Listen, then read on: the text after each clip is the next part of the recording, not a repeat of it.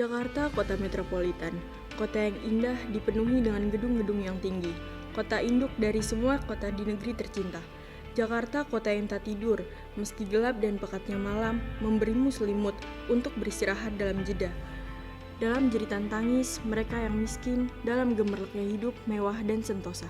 Namun, kuharap impian juga yang membangunkan angkuhmu, Jakarta, untuk tersadar mencuci wajahmu yang berdebu agar bersinar dan cemerlang.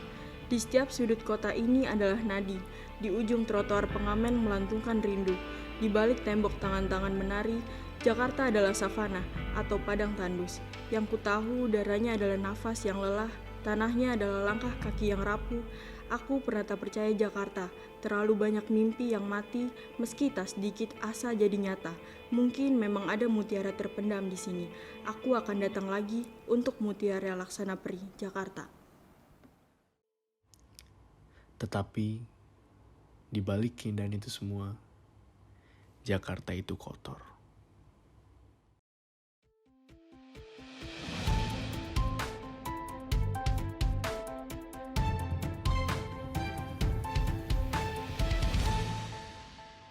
Selamat pagi pemirsa, kembali hadir di sela-sela aktivitas Anda bersama saya Sondang Zevanya yang akan memberikan berita terbaru dan teraktual.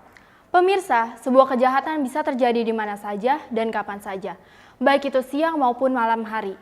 Paling penting adalah selalu waspada terhadap orang yang mencurigakan. Kasus kriminal terhadap masyarakat sangatlah beragam, mulai kasus pencurian, penculikan, penyerangan, pemerkosaan, pembunuhan, bahkan hingga pemaksaan. Jakarta merupakan angka kriminal tertinggi karena pusat ibu kota. Yang akan kami bahas yaitu seputar kasus pencurian yang terjadi di ibu kota Jakarta, wilayah Senen, Jakarta Pusat. Saya saat ini terhubung kepada Bapak Daifur Rahman sebagai ahli kriminologi lulusan Universitas Budi Luhur.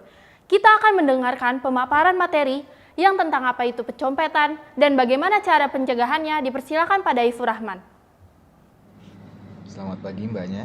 Terima kasih banyak sudah mengundang saya dalam sesi berita pagi hari ini. Jadi emang kita langsung saja ya masuk ke pemaparan materi.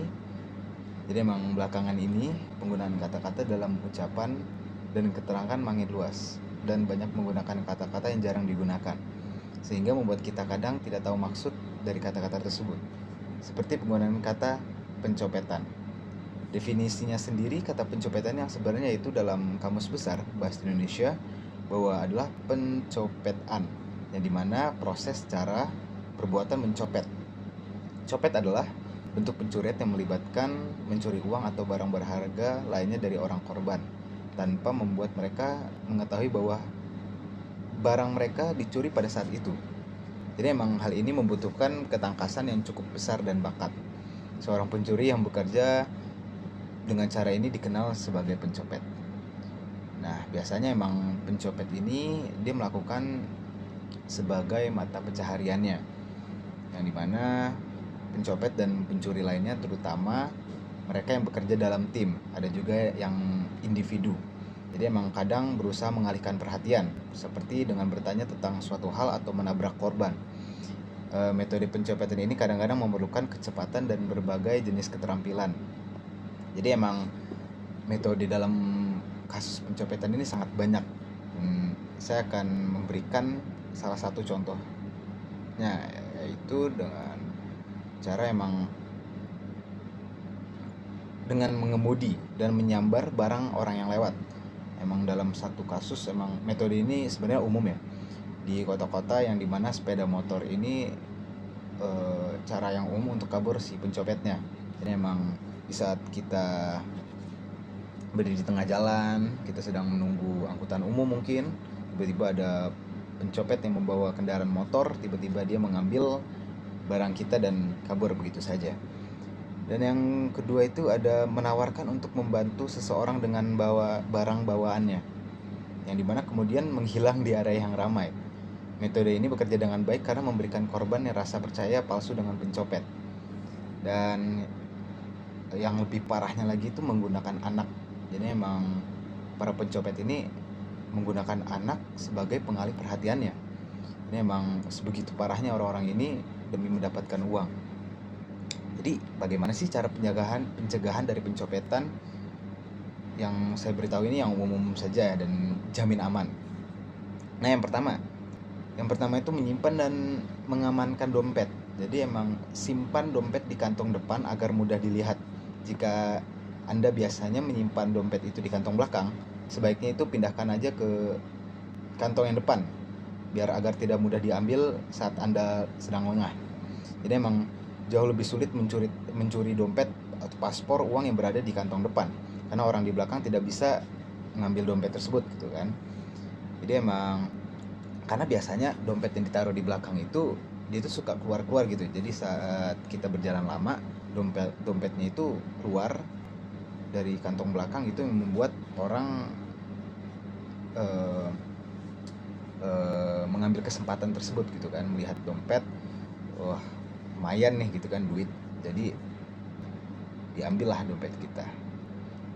Jadi, dan yang kedua, sembunyikan dompet di kantong tersembunyi jika ada. Jadi emang ada yang suka keluar memakai jaket atau ada baju yang punya kantong tersembunyi, itu bagus untuk taruh barang berharga Anda di situ gitu.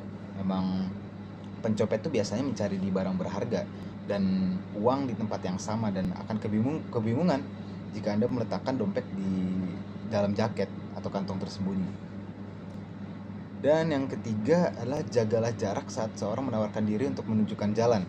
Nah, emang ini sangat bagus cara penjagaan ini untuk kita saat sedang di luar kota, sedang menjadi turis gitu. Ini sangat bagus. Jadi saat seorang memberikan panduan arah, jagalah jarak minimal 1 meter. Jangan mendekat untuk menunjukkan peta dan jangan merapatkan tubuh untuk mendengarkan. Pencuri yang pintar itu akan mencoba memegang map atau pamflet lalu menunjukkannya kepada Anda sambil berusaha mengambil barang berharga di kantong atau tas Anda. Jadi emang berhati-hatilah saat menerima bantuan yang tidak diperlukan. Sebagian orang hanya ingin membantu, tetapi para pencopet juga biasanya ikut menawarkan diri untuk menjebak Anda agar merasa aman. Dan yang keempat itu ada tolak tawaran orang asing untuk membawa barang Anda. Jadi emang kita sekiranya emang baru pulang atau pergi keluar kota, kan biasanya banyak tuh yang orang asing yang ingin membawa barang kita gitu. Kita kelihatan bawa bawaan yang berat gitu kan. Jadi emang jika Anda membawa barang tersebut, jadi kalau ada orang asing yang pengen membantu membawakan itu, sebaiknya jangan. Anda tidak pernah tahu apakah seseorang akan mencoba mencurinya kan. Beberapa orang mungkin berniat tulus untuk membantu, tapi sebaiknya jangan ambil resiko. Hal ini mungkin merepotkan, tapi sebaiknya luangkanlah waktu selama 10-15 menit untuk membawa semua barang Anda sendiri gitu. Emang kita kan tidak tahu ya, karena emang kita tidak tahu di luar sana mana orang yang berniat baik, mana yang berniat jahat gitu. Mungkin itu saja pemaparan materi dari saya. Terima kasih banyak. Saya kembalikan ke Mbak Anya selaku pembawa acara. Baik, terima kasih pada Ibu Rahman atas penjelasannya. Semoga apa yang Bapak sampaikan kepada saya dan pemirsa dapat dimengerti. Ingat pemirsa, tetap waspada terhadap tempat umum dan jaga diri Anda. Saya Sondang Zevanya, pamit undur diri.